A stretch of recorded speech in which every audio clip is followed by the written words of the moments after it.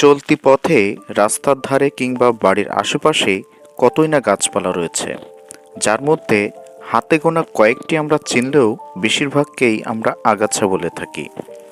তবে এই ধরনের আগাছাগুলোর মধ্যে এমন কিছু গাছপালা রয়েছে যেগুলোর ভিতরে ঔষধি গুণ আমাদের কাছে অজানা রয়ে গেছে।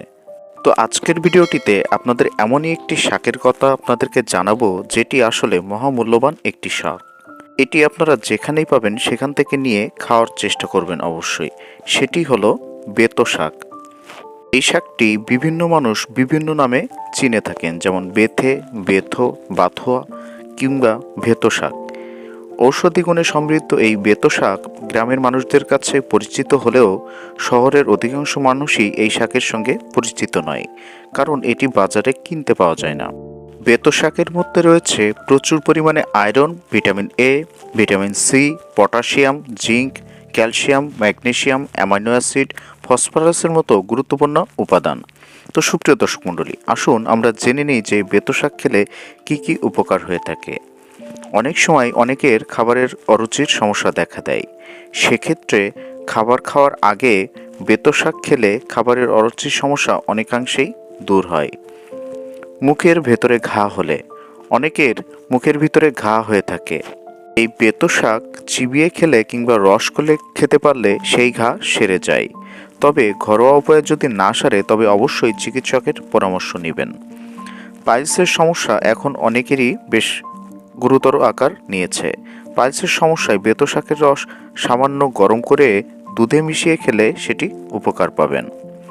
অনেকের এখন কিডনিতে স্টোন বা পাথর দেখা দিচ্ছে।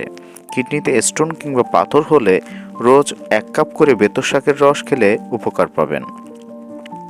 যাদের লিভারের সমস্যা রয়েছে তাদের লিভারের সমস্যা দূর করতে বেতো শাক দারুণভাবে উপকারী। অনেক সময় অনেকের হেঁচকি ওঠে। হেঁচকি ওঠার সমস্যায় জল কিংবা এই জাতীয় তরল কোনো খাবারের সঙ্গে যদি বেতো শাক খেতে পারেন তাহলে দারুণ ফল পাবেন। ত্বকের কোথাও পুড়ে গেলে কিংবা হালকা ফোস্কা পড়লে সেখানে বেতো শাক বেটে লাগাতে পারেন। এতে ত্বকের জ্বালাভাব কমবে এবং সেটি ত্বকের জন্য অ্যান্টিসেপটিক হিসেবে কাজ করে থাকবে।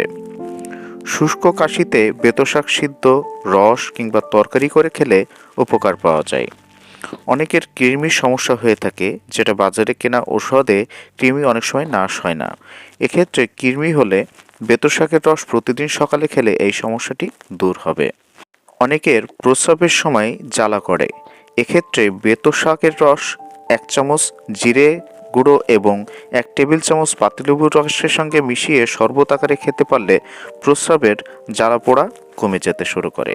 এভাবে যদি 2-3 বার প্রতিদিন খেতে পারেন তাহলে এই সমস্যাটি একেবারেই নিরাময় সম্ভব।